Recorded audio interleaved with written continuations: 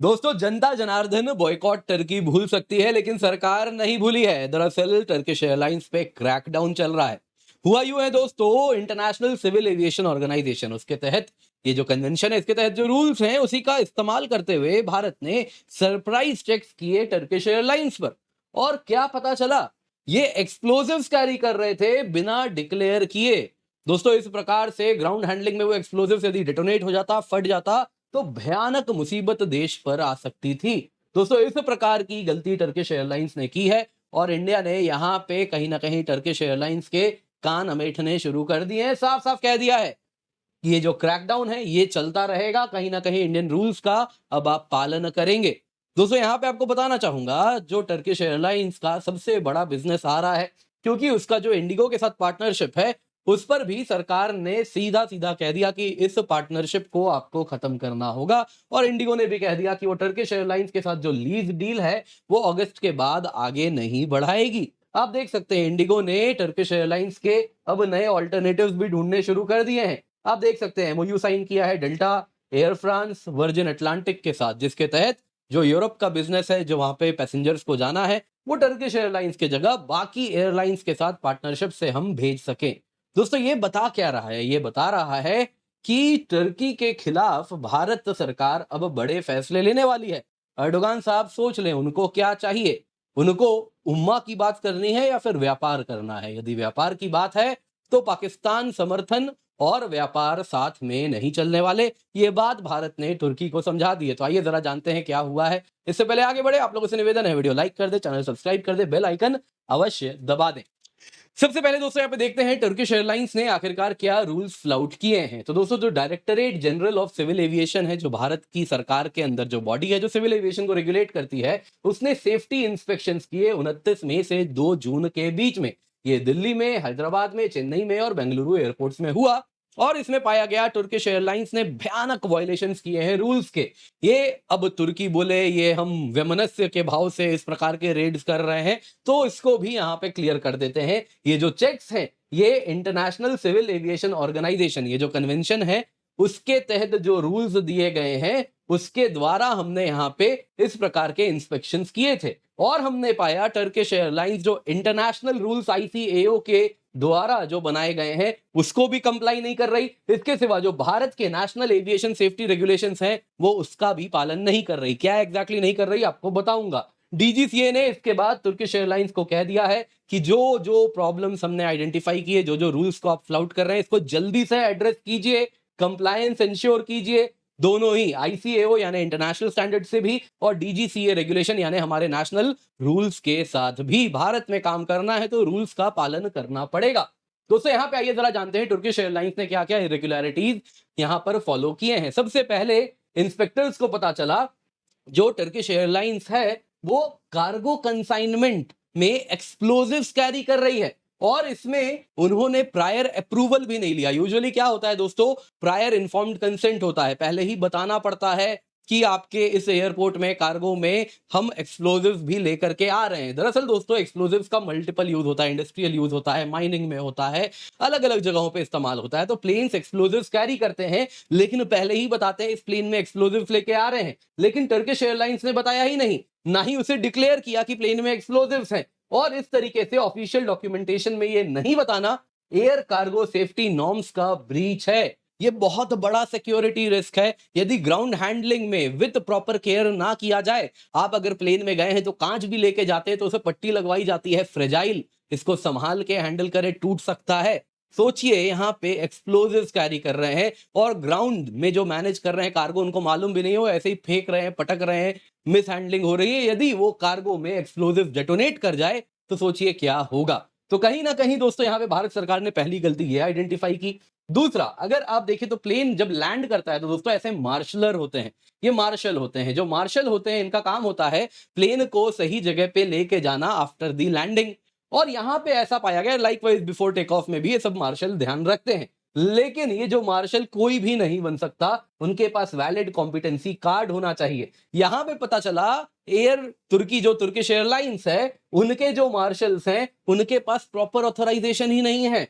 तीसरी बात यहाँ पे दोस्तों, जो एयरक्राफ्ट, जो प्लेन जब लैंड होता है, लैंड होने के बाद जैसे ही फ्लाइट अराइव होती है, उसको अगर आप देखें तो by procedure aircraft maintenance engineer देखते हैं कि लैंडिंग के बाद सब सही सलामत है, कोई प्रॉब्लम्स तो नहीं है, नेक्स्ट टेक ऑफ के लिए तैयार है या नहीं। लेकिन पता चला टर्किश एयरलाइंस में एयरक्राफ्ट मेंटेनेंस इंजीनियर ही नहीं है, टेक्नीशियन को उन्होंने ये काम दे दिया है, एयरक्राफ्ट मेंटेनेंस इंजीनियर अवेलेबल ही नहीं है।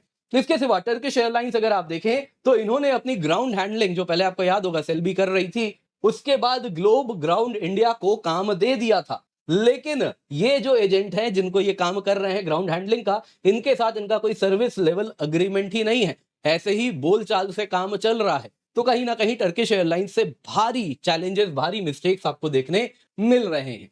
इसके बाद दोस्तों यहाँ पे देखिए इंडिगो के ऊपर भी बहुत सवाल उठाए जा रहे थे कि जब पूरा भारत टर्की को बॉयकॉट कर रहा है, तब आप क्यों नहीं कर रहे।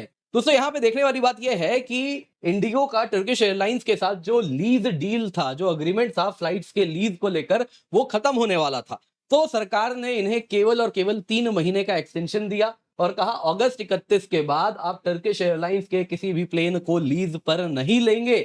ये इंडिया के डीजीसीए ने साइन करवाया है इंडिगो से। इंडिगो ने अंडरटेकिंग दिया डीजीसीए को कि हम अपना लीज अगस्त 31 तक टर्मिनेट करेंगे। 3 महीने का एक्सटेंशन क्यों दिया?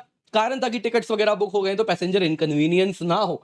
यहाँ पे इंडिगो का कहना था कि एटलीस्ट 6 महीने हमें दीजिए, लेकिन सरकार का कहना बड़ा क्लियर था, 3 महीने में मामला साफ, नो मोर टर्किश एयरलाइंस के लीज्ड प्लेन्स आप यूज करेंगे। इंडिगो ने दोस्तों ये बात को कहीं ना कहीं पालन किया और अगस्त 31 के बाद अब टर्किश एयरलाइन से जो लीज्ड प्लेन है वो यूज नहीं करने वाले। दोस्तों यहाँ पे बता देता हूं, इंडिगो ने एमओयू भी साइन कर लिया है डेल्टा एयरलाइंस के साथ, वर्जिन अटलांटिक के साथ, एयर फ्रांस के साथ, क्योंकि उनको मालूम है यूरोप एंड नॉर्थ अमेरिका में टर्किश एयरलाइंस पे भरोसा नहीं कर सकते, अब नए पार्टनर्स बनाने होंगे, क्योंकि भारत सरकार कहीं ना कहीं टर्किश एयरलाइंस पर अब वार करने वाली है। दोस्तों मैसेजिंग बड़ा क्लियर है। तुर्की ने जो पाकिस्तान को सपोर्ट किया ऑपरेशन सिंदूर के दौरान, टर्किश ड्रोन्स पाकिस्तान ने चलाए और पाकिस्तान में जिस प्रकार से टर्किश प्लेन्स आए, ड्रोन कंसाइनमेंट, शिप्स आए ड्रोन कंसाइनमेंट ले लेके, उसके बाद बात बड़ी क्लियर है। न्यू दिल्ली इस्तांबुल के साथ अपने टाइज वापस से डिसाइड कर रहा है।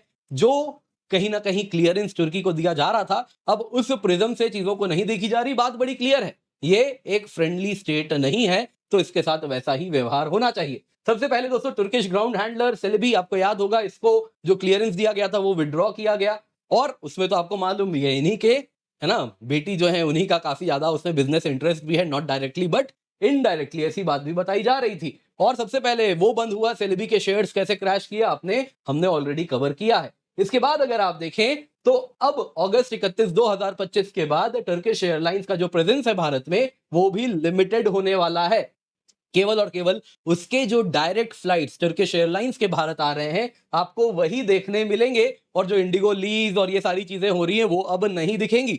लेकिन बड़ा लेकिन है यहाँ पे एक, दरअसल ये जो डायरेक्ट फ्लाइट भी भारत आएगी उसके ऊपर भी कहीं ना कहीं वार तो होगा। आपको मालूम है क्रैकडाउन तो होने वाला है, डीजीसीए ने ऑलरेडी बता दिया ना, टर्किश एयरलाइंस हमारे रूल्स का पालन नहीं कर रहे, और ऐसे ही यदि वो रूल्स को वापस लाउट करेंगे तो हम चाहें तो उनके लाइसेंस को टेम्पररी सस्पेंड कर सकते हैं। टर्किश एयरलाइंस के फ्लाइट ऑपरेशंस जो बड़े एयरपोर्ट्स हैं, बेंगलुरु हो गया, हैदराबाद हो गया, मुंबई हो गया, दिल्ली हो गया, वहां से कैंसिल भी करवा सकते हैं, और इस तरीके से उनको भारी नुकसान होने वाला है। दोस्तों टर्किश एयरलाइंस की अगर आप बात करें तो इसका जो रेवेन्यू भारत से आता है, अगर कंजर्वेटिव एस्टिमेट भी किया जाए तो ये करीबन 1 बिलियन का है। कारण क्या है दोस्तों, अगर आप देखें तो पैसेंजर रेवेन्यू जो है वो थोड़ा कम है, लेकिन कार्गो रेवेन्यू टर्किश एयरलाइंस भारी भरकम लेके भारत से कमाती है, तो भारी नुकसान टर्किश एयरलाइंस को देंगे, और ये जो बिजनेस अपॉर्चुनिटी बनेगी हम चाहेंगे इसको कोई भारत की एविएशन कंपनी इस अपॉर्चुनिटी को फुलफिल करे। आप समझ सकते हैं दोस्तों, इंडिया एक इमर्जिंग मार्केट है सिविल एविएशन में, और उसमें यदि इंडियन मार्केट इनके हाथ से खींचेगा तो इनका फ्यूचर भी ब्लीक होता है। और इंडिया की ऐसी स्ट्रेटेजिक पोजीशनिंग है कि अगर आप साउथ ईस्ट एशिया के मार्केट से भी यूरोप तक फ्लाई करना चाह रहे हैं, कहीं और अफ्रीका फ्लाई करना चाह रहे हैं, तो उसमें भी आपको इंडिया में आना पड़ता है। वैसे ही वेस्ट एशियन मार्केट है, उसको भी अगर बिजनेस चाहिए तो इंडिया से फ्लाइट जो है यहां से पब्लिक लेके वेस्ट एशिया, फिर वहां से बाकी जगह लेके जाते हैं। तो इंडियन मार्केट से निकलना केवल 1 बिलियन का लॉस नहीं है, इसके रिपल इफेक्ट्स बाकी कहीं ना कहीं कैस्केडिंग इंपैक्ट है, बाकी मार्केट्स में भी आपको देखने मिलेगा। तो बहुत बड़ा फटका कहीं ना कहीं उम्मा का साथ देने की वजह से तुर्की को लग रहा है। उम्मीद करता हूं दोस्तों आपको वीडियो पसंद आई होगी, लाइक जरूर कीजिएगा। इसके सिवा बहुत इंपॉर्टेंट है, आपको बता देता हूं, अगर आप यूपीएससी 2026-27 की प्रिपरेशन स्टार्ट कर रहे हैं तो बड़े ही अफोर्डेबल प्राइस, केवल 19,999 रुपए में आपके लिए हम सब्सक्रिप्शन लेकर के आए हैं। 12 महीने का फ्री एक्सटेंशन भी आपको मिल रहा है। आप निश्चिंत होकर जुड़े, इस कीमत पे कंप्लीट सिलेबस कवरेज होगा, क्या जीएस, क्या सीसैट, क्या प्रीलिम्स टेस्ट सीरीज, क्या mains test series with evaluation. आप कोई भी बैच देख सकते हैं, आप चाहे तो हिंदी में देखें, इंग्लिश में देखें, या फिर आप बाइलिंगुअल देखें, आपकी मर्जी है। इसके सिवा दोस्तों प्लस भी, आइकनिक भी, कॉम्बो में दोस्तों आपको हम ऑप्शनल भी प्रदान करते हैं, तो ये आपको केवल 27,999 रुपए में मिल रहा है, जिसमें जीएस भी है, ऑप्शनल भी है। इतने सारे ऑप्शनल में से अगर आपका कोई भी सब्जेक्ट है 8 सब्जेक्ट्स में से, तो आप इसको जरूर लें। बड़े ही अफोर्डेबल तरीके से क्वालिटी कोर्स आपको मिलेगा।